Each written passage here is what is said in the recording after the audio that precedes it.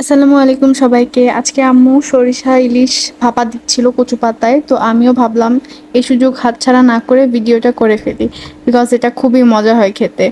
তো এর জন্য প্রথমে ইলিশ মাছ নিয়ে নিয়েছে আম্মু অ্যান্ড এখানে সরিষা বাটা আর পেঁয়াজ বাটা দিয়ে দিয়েছে। পরিমাণটা আমি লিখে দিয়েছি, আপনারা একটু দেখে নেবেন। আর এখানে দিয়ে দিচ্ছি মরিচ বাটা আর রসুন আর আদা বাটা।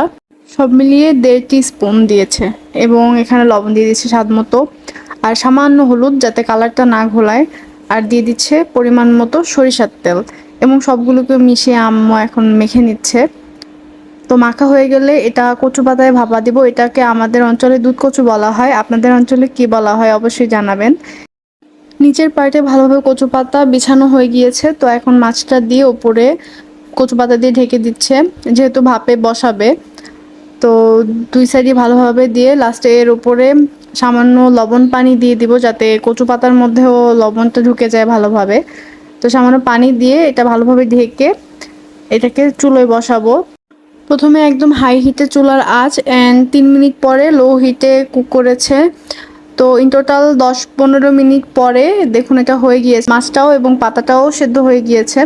তো এখন এটাকে আবার কিছুক্ষণ হাই হিটে পানিটা যাতে শুকিয়ে যায় জাল করে দেন নামিয়ে ফেলবো। তো আমার মার one of the best recipe কচু পাতায় সর্ষে ইলিশ ভাপা রেডি।